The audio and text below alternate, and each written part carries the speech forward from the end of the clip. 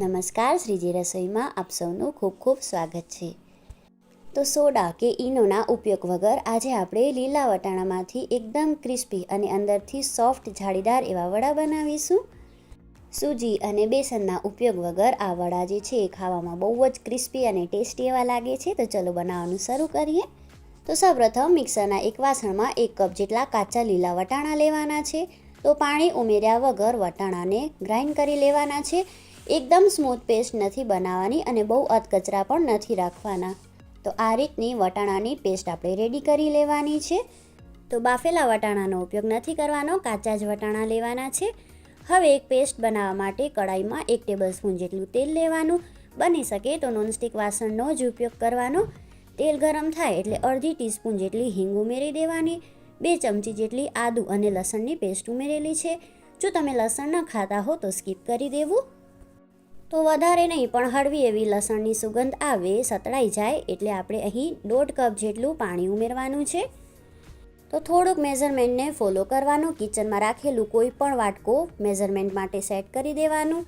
1.5 cup જેટલું પાણી ગરમ થાય એટલે પાણીમાં સ્વાદ પ્રમાણે મીઠું ઉમેરવાનું।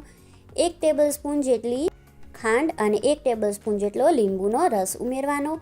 તો આ વડા જે છે એ સ્વાદમાં થોડાક તીખા, ખાટા અને મીઠા લાગે છે। રેસીપી એકવાર ટ્રાય જરૂરથી કરજો, બહુ જ ટેસ્ટી લાગે છે। તો પાણી એકદમ ગરમ થાય એટલે આપણે જે વટાણાની પેસ્ટ રેડી કરી હતી એ આમાં ઉમેરી દેવાની। વધારે નહીં પણ એકાદ મિનિટ માટે કૂક કરી લેવાની પેસ્ટને। તો પાણીમાં પેસ્ટને સરસ મિક્સ કરી લેવાની। જો તમને આજની આ રેસીપી ગમે તો વિડીયોને લાઇક જરૂરથી કરજો।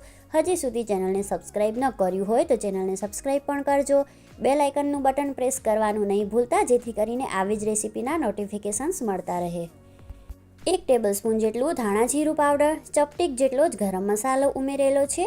બધાને સારી રીતે મિલાવી લેવાનું। તો હવે આપણે ગેસની આંચ જે છે એકદમ સ્લો કરી લેવાની છે અને 1.5 કપ જેટલો ચોખાનો લોટ ઉમેરવાનો છે। તો ચોખાનો લોટ જે છે એ માર્કેટમાં બહુ જ સરળતાથી મળી જાય છે।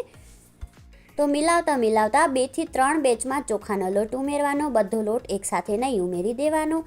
જો પાણીની જરૂરત જણાય તો ઉપરથી થોડુંક પાણી ઉમેરી શકાય। ગેસની આંચ એકદમ સ્લો રાખવાની અત્યારે। તો બધું જ મિલાવતા સારી એવો લોટ રેડી કરી લેવાનો। એક પણ ગાંઠી ન રહે અંદર એ વાતનું ખાસ ધ્યાન રાખવાનું। તો આ રીતે 4 થી 5 ચમચી જેટલું પાણી ઉપરથી ફરીથી સ્પ્રિંકલ કરેલું છે। તો જો તમે એના એ જ સૂજી કે બેસનના ભજીયા કે વડા ખાઈને કંટાળી ગયા હો તો એકવાર આ રેસીપી ટ્રાય જરૂરથી કરજો।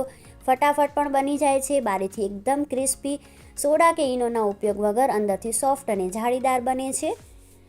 તો તળિયેથી લોટ જે છે એકદમ છૂટું પડે ત્યાં સુધી કૂક કરવાનું અને એકદમ લો ફ્લેમ ઉપર 2 થી 3 મિનિટ ઢાંકણ ઢાંકીને કૂક કરી લેવાનું। 2 થી 3 મિનિટ પછી ગેસની આંચ બંધ કરી દેવાની અને આ લોટને રૂમ ટેમ્પરેચર પર આવવા દેવાનું। ગરમ લોટ સાથે વડા નથી બનાવવાના। તો હવે આપણે આ મિશ્રણને ઠંડુ થવા દેવાનું। તો આપણા વડા જે છે અંદરથી એકદમ સોફ્ટ બને માટે અહીંયા 2 થી 3 જેટલા મધ્યમ આકારના બાફેલા બટાકા લીધેલા છે। તો બટાકાને સારી રીતે સ્મેશ કરી લેવાના અથવા તો આ રીતે છીણી પણ શકાય છે।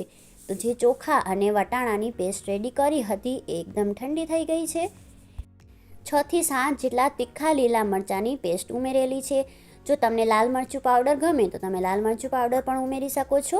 ખૂબ બધા ઝીણા સુધારેલા લીલા ધાણા ઉમેરવાના અને જે આપણે બટાકાને કીસીને રાખ્યા એ પણ ઉમેરી દેવાના। તો થોડાક મેઝરમેન્ટની વાત કરીએ તો 1.5 કપ જેટલા ચોખાના લોટની સામે અડધા કપ જેટલો બાફેલો બટાકો છીણીને ઉમેરેલો છે। સ્વાદ પ્રમાણે મીઠું ઉમેરી દેવાનું, બટાકું ઉમેર્યું છે માટે। તો બધાને સરસ રીતે મિક્સ કરી લેવાનું અને એક લોટ જેવું રેડી કરી લેવાનું। હાથ ઉપર તેલ લગાવી અને નાના વડા બનાવી લેવાના। જો તમને ઓછા તેલમાં બનાવવા માંગતા હો તો વડા જે છે એ થોડાક ચપટા બનાવવાના। જો તમે ડીપ ફ્રાય કરવાના હો તો તમે આને સિલિન્ડર શેપમાં પણ વારી શકો છો। તો હું આજે આને સેલો ફ્રાય કરવાની છું માટે મેં આ રીતે ટિક્કીનું શેપ આપેલું છે।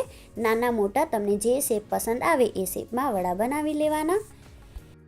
તો ચા સાથે કે પછી લીલી ચટણી સાથે બાળકોને તમે ટોમેટો સોસ સાથે સર્વ કરી શકો છો।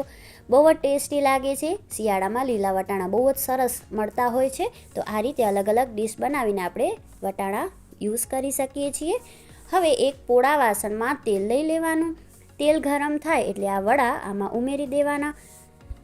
વડા ઉમેરી દઈએ એટલે ગેસની આંચ જે છે એ મધ્યમ કરી લેવાની. મધ્યમ ગેસની આંચ પર બંને તરફ વડા એકદમ સોનેરી સરસ ક્રિસ્પી તરાય ત્યાં સુધી શેકવાના. તો જો તમને આનાથી ઓછા તેલમાં તળવા હોય તો તમે આનાથી ઓછા તેલમાં પણ શેકી શકો છો વડાને. તો 2-3 મિનિટ પછી જ્યારે સાઈડમાંથી વડા જે છે એ સોનેરી કલરના દેખાય ત્યારબાદ જ પલટવાના. વધારે પડતા અલટ-પલટ નહીં કરવાના. જો તમને ઊંડી કડાઈમાં ડીપ ફ્રાય કરવા હોય તો તમે વડાને ડીપ ફ્રાય પણ કરી શકો છો. તો બંને તરફ વડાને સરસ સોનેરી કલરના તળી લેવાના છે. જો તમને હાર્ટ શેપમાં કટલેસના શેપમાં વડા રાખવા હોય તો તમે એ પણ રાખી શકો છો.